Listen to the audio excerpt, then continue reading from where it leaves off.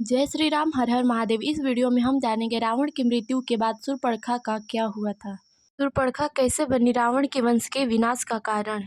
अक्सर बहुत लोगों को ये बात पता नहीं है कि रावण की मृत्यु के पश्चात शूर्पणखा कहाँ चली गई। आइए इस वीडियो में हम बात करेंगे शूर्पणखा का विवाह किसके साथ हुआ था तथा उसने रावण की मृत्यु के पश्चात वे कहाँ चली गई। शूर्पणखा का विवाह कालकेय जाति के राक्षस विदुजीत से हुआ था, जो कि पाताल लोक में निवास करता था।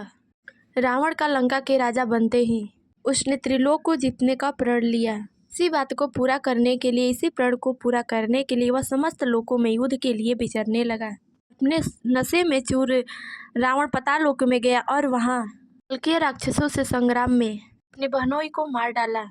अपने बहनोई को मारकर पाताल लोक पर विजय हासिल कर वह लंका पहुंचा। जब शूर्पणखा को इस बारे में पता चला तो वह रावण के पास आकर विलाप करने लगी। रावण ने शूर्पणखा से विलाप करने का कारण पूछा। तब शूर्पणखा बोली, आपने ही मेरा सुहाग उजाड़ दिया और आप कारण पूछ रहे हैं। तब रावण बोला, मैंने जानबूझकर उसे नहीं मारा, मैं युद्ध के नशे में था और मुझे इस बात की तनिक भी जानकारी नहीं थी कि जो मुझसे युद्ध कर रहा है वो मेरा बहनोई है या कोई राक्षस है।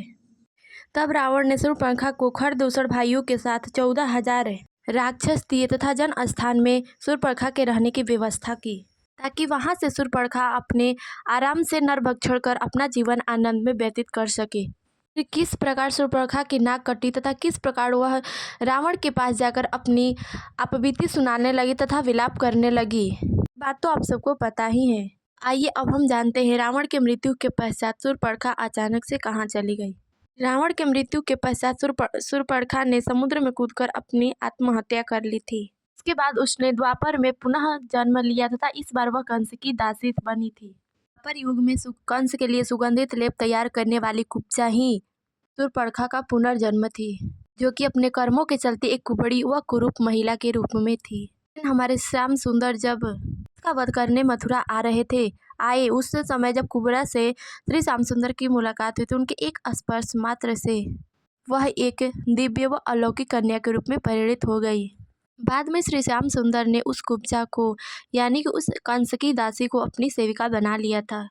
त्रेता युग में जिस प्रकार शूर्पणखा के मन में श्री रामचंद्र जी को पति के रूप में पाने की इच्छा थी, उसी इच्छा के बदले अगले जन्म में यानी कि द्वापर युग में कुब्जा के रूप में जन्म मिला तथा भगवान श्री रामचंद्र जी की कृपा से भगवान श्री श्याम सुंदर के लिए सुगंधित लेप लगाने का मौका मिला। इसीलिए कहा गया है, भगवान के प्रति आप जैसा भाव रखोगे आपको वैसा ही फल मिलेगा। हालांकि शूर्पणखा के बारे में एक और कहानियां थी कि वे रावण के मृत्यु के पश्चात जंगल में तपस्या करने चली गई तथा मुक्ति पाकर वह स्वर्गलोक को चली गई इत्यादि और सारी बातें हैं। तो इस वीडियो में बस इतना ही। मिलता है अगले वीडियो में, तब तक के लिए जय श्री राम, हर हर महादेव।